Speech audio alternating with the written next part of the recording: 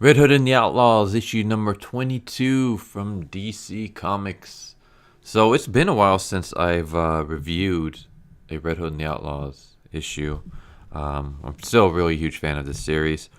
The reason why I haven't is just because I usually try to review new series, or at least different series. I mean, there's been exceptions and stuff like that, but I usually don't like to review the same series multiple times, especially like within a month or two. I mean, this was from not even last Wednesday, but the Wednesday before.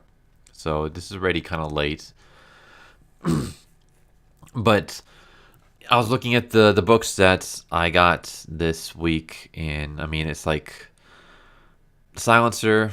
I already reviewed that just a while ago. Vampblade Season 3, I literally just reviewed that a while ago.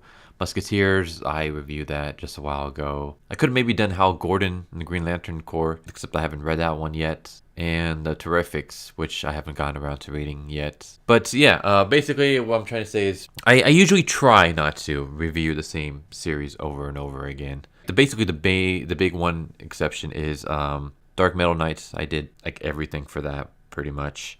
Hack Slash, I will pretty much review any new Hack Slash stuff, and probably the Doomsday Clock. I will review like everything from that. Speaking of which, it's been forever since the last Doomsday Clock issue came out. But yeah, Red Hood and the Outlaws, pretty cool cover. We have basically Penguin taking down Red Hood, which is kind of funny because I will say this: as cool as the cover is, this doesn't happen whatsoever in the issue. This is kind of false advertising.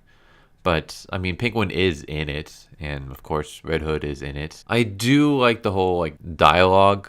Killing you is like stabbing fish in the barrel. I ain't gonna lie, guys. I'm a huge fan of puns, so like I have no problem with that line.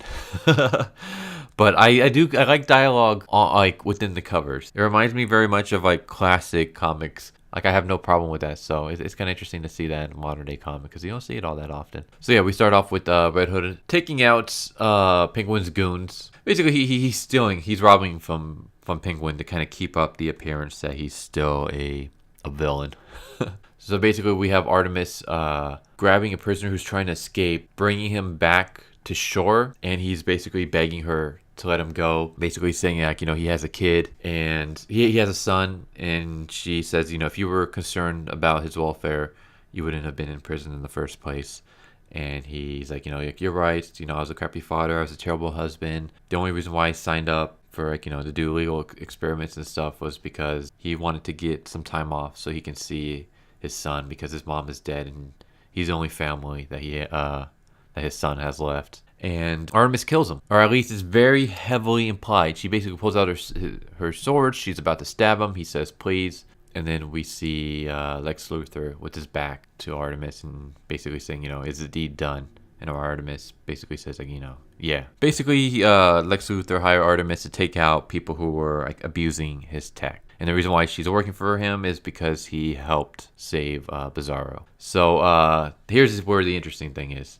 There's I've been checking out forums and stuff like that. There's a lot of theories that the man that Artemis just killed is actually Jason Todd's father, which will be very interesting if that happens to be the case. But yeah, I'm gonna skip some pages. Basically, we just see Artemis. We have a flashback of Artemis being called into Lex Luthor's office, where he basically says like, you guys now work for me because of all the things that I did for Bizarro. And meanwhile, we see Bizarro, and he's starting to lose his mind. This has been like an ongoing arc for a while now. He was like using the Lazarus pit to kind of prop himself up for a while, but it's been failing. And also in previous issues, Artemis kind of told Bizarro to like destroy the Lazarus pit because it's just going to do more harm than good. There's almost like a drug undertone where Bizarro actually kept a bunch of vials of the Lazarus pit serum, or whatever the hell you want to call it, the liquid itself. Whether he's been using that or not, I don't know.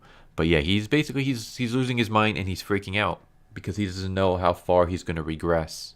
And I mean, think about it. Think about having a lot of intelligence, like being so smart that you can create and invent so many things, and then you're losing it. You're starting to forget everything. You're starting to not even your speech is starting to get dumbed down. Like you're basically, your mind is just like slowly deteriorating. That would be freaking horrifying. So that's kind of what Bizarro is going through.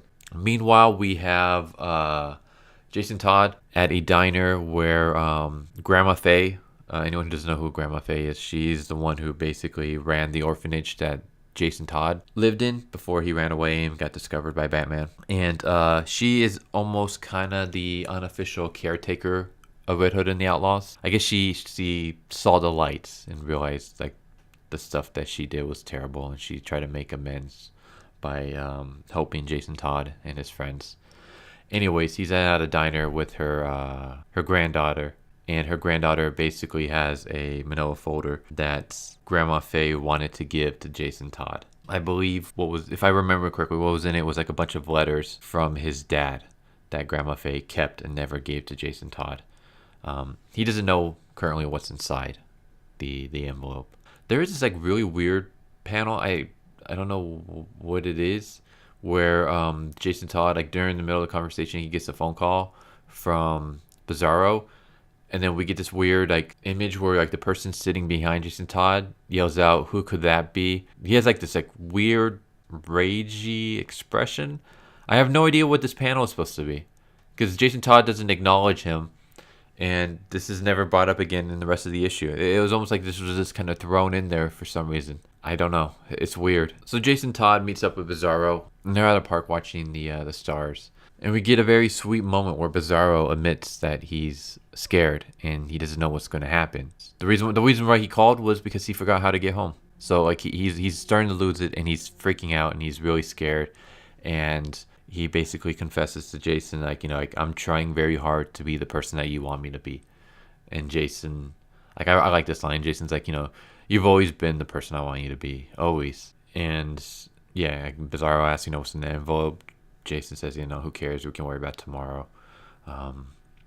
And yeah, Bizarro admits that he's scared, and Jason's like, you'll be fine, buddy. But Bizarro doesn't believe him. Like, it's stuff like this. Like, I don't know. Like, the relationships between all three of these characters is freaking fantastic. I did this in the previous Red Hood and the Outlaws review. You can tell that this team, like, legitimately, like, cares about each other. And I especially love the friendship between Jason Todd and Bizarro.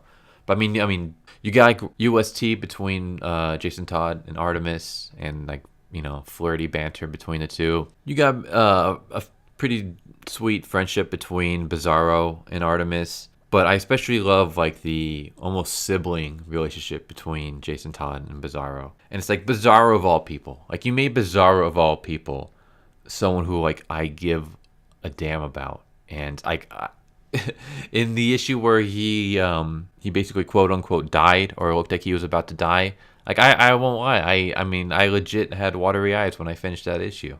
The relationships between all three of these is freaking fantastic. I wish more writers would take note from this, especially Marvel. Like, I don't know, I think this reminds me of like why people fell in love with the Fantastic Four in the first place. It wasn't just the fact that it was like a family with superpowers and they had cool adventures and stuff, but it was also just the dynamic between, all four of those characters. I think that's kind of what, like, as cool as the premise between Red Hood and the Outlaws is, you have a group of mercenaries who are doing good deeds, but they're pretending to be villains so that they can basically infiltrate like the underworld crime scene. That's a cool idea. Very cool premise.